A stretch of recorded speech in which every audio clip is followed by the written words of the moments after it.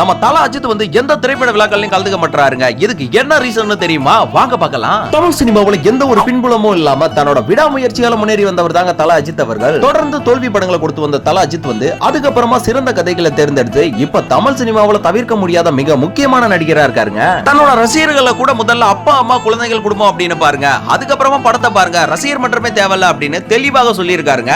இந்த வயசுல கூட உலக நாயகனும் சூப்பர் ஸ்டாரும் போட்டி போட்டு திரைப்பட விழாக்களை கலந்துக்கிறாங்க. ஒரு ஹீரோவோட பேசிக் ரெஸ்பான்சிபிலிட்டி கூட அஜித்துக்கு இல்லையா? அவரை தயாரிப்பாளர் யாரும் கலந்துக்க சொல்ல மாட்டாங்களா அப்படின்னு ஒரு நேர் கேக்குறப்ப அதுக்கு பிரபல தயாரிப்பாளர் சித்ரா லட்சுமணன் அளித்த பதில் இதுதாங்க. ஒவ்வொரு நடிகருமே தங்களுக்கு ஒரு தனி கொள்கையை வச்சிருக்காங்க. திரைப்பட விழாக்கள் அல்லது திரைப்பட விளம்பரத்துக்காக நடத்தப்பட விழாக்கள் கலந்து கொள்ள மாட்டேன் அப்படின்னு சொல்லியிருக்காங்க. அதுல அஜித் வந்து முக்கிய முடிவாக வச்சிருக்காருங்க. அவரை பொறுத்த வரைக்கும் ஒரு திரைப்பட தயாரிப்பாளர் ஒப்பந்தம் செய்யும் போதே அந்த படத்தை விளம்பரப்படுத்துகின்ற எந்த ஒரு நிகழ்ச்சியில நான் பங்கேற்க மாட்டேன் அப்படின்னு தெளிவாக சொல்லிடுவாரு. அஜித்தை கூட சொல்றதுக்கு எதுவுமே இல்லைங்க அப்படின்னு சித்ரா லட்சுமணன் அவர்கள் தெரிவிச்சிருக்காங்க. லாஸ்ட் அவர் கலந்துகிட்ட கலைஞர் பாராட்டு விழாவில் அவரை மிரட்டி தான் கூப்பிட்டிருக்காங்க அப்படின்றது அவரே மேடையில சொன்ன விஷயம் வந்து இந்த பதிவில் குறிப்பிடத்தக்கதுங்க.